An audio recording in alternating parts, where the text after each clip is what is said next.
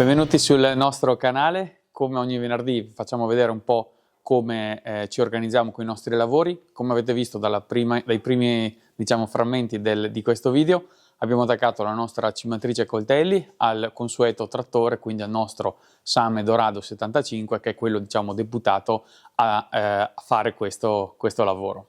Ecco, nel momento in cui stiamo registrando il video, quindi oggi siamo ai primi di ottobre, stiamo ultimando un po' le vendemmie, ne abbiamo ancora di uva sulle piante, però siamo in direttiva di arrivo, in qualche modo dovremmo finire a breve.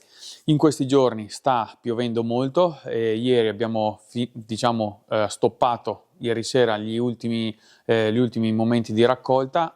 Da oggi, nei prossimi giorni, è prevista pioggia, per cui ci dedichiamo ad alcune manutenzioni dei nostri attrezzi proprio per andare a mettere a riposo queste attrezzature.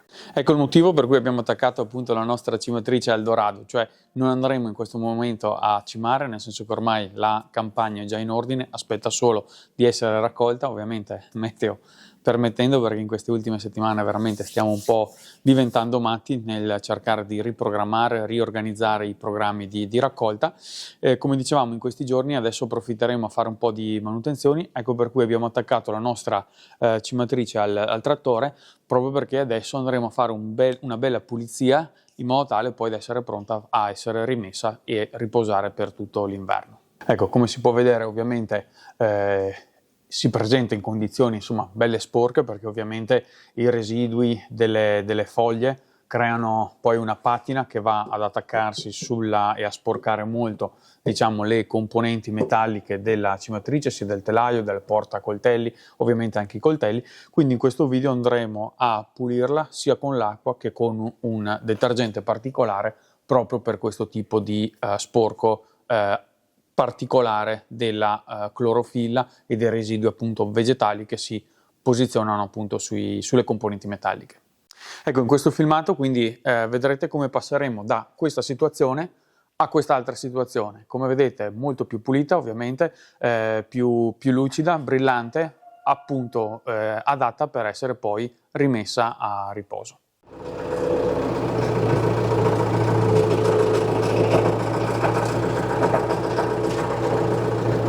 Ecco, noi il prodotto che usiamo è questo, è della TC Service, ci troviamo bene. Abbiamo già un altro prodotto di questa marca per pulire in genere i trattori, in questo caso è più specifico anche per sporchi organici, quindi anche in questo caso per residui di foglie, clorofilla eccetera, che vanno appunto a creare questa patina che appunto dovremo andare a togliere. Ecco, noi usiamo questo nebulizzatore molto semplice, non super specifico ovviamente come vedete, però insomma è abbastanza efficace.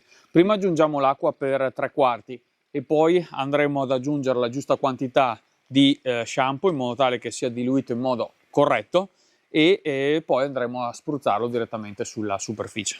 Ovviamente per maneggiare questo tipo di prodotti è sempre meglio usare i guanti, perché comunque sono sempre prodotti chimici di sintesi che insomma è sempre opportuno maneggiare con cura, e ovviamente anche bisogna andare a svuotarlo in modo abbastanza delicato proprio per evitare gli schizzi.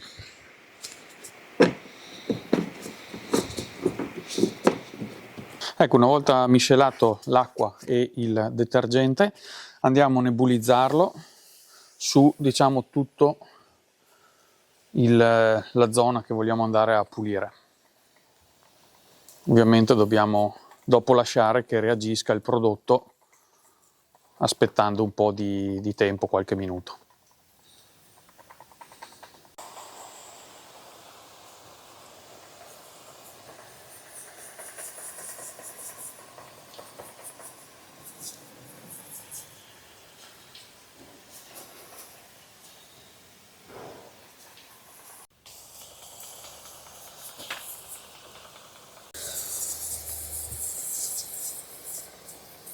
Ecco, questo è un metodo abbastanza homemade o comunque molto artigianale di distribuire il prodotto da poi lasciare reagire. In alcune situazioni abbiamo visto, alcuni hanno il reservoir dove c'è dentro appunto l'acqua, il sapone direttamente collegato alla lancia oppure attaccato magari al compressore. Noi lavoriamo in modo molto più semplice, ma comunque insomma abbastanza efficacemente. Ecco, poi quest'anno veramente l'abbiamo usata tantissimo la cimatrice, perché è stata un'annata molto piovosa dalle nostre parti, per cui abbiamo dovuto scaricare molta parte di vegetazione proprio per asciugare bene le viti, la parete fogliare, e per far sì che non si sviluppassero troppo i funghi, botrite e tutte le malattie, diciamo, legate all'umidità dell'uva, e ovviamente peronospora oidio neanche parlarne. E quindi ecco, siamo dovuti intervenire spesse volte appunto con la cimatrice, proprio per andare a esporre maggiormente i grappoli sia al vento che al sole, quel poco che ha fatto quest'anno. E ovviamente la funzione principale appunto della cimatrice è quella di andare poi a concentrare, a convogliare l'energia che ha la vite appunto nei grappoli, e non solo nella produzione di foglie e parte aeree. E ovviamente in una stagione così effettivamente ha aiutato ulteriormente a completare la maturazione delle uve, nonostante le temperature dalle nostre zone non sono state così eccezionali o eccezionalmente alte. Comunque siamo riusciti, in fase di vendemmia finora, siamo soddisfatti dei gradi zuccherini trovati, anche se secondo noi per alcune pratiche agronomiche che appunto abbiamo adottato. Ecco, adesso abbiamo completato la distribuzione del detersivo, del sapone, diciamo, e adesso lasciamo asciugare, o meglio reagire il prodotto senza che si asciughi, lasciamo attendere qualche minuto e poi proseguiremo con il lavaggio e il risciacquo con l'idropulitrice con una buona pressione dell'acqua. Ecco, adesso abbiamo acceso l'idropulitrice e proseguiamo appunto con il risciacquo, come dicevamo.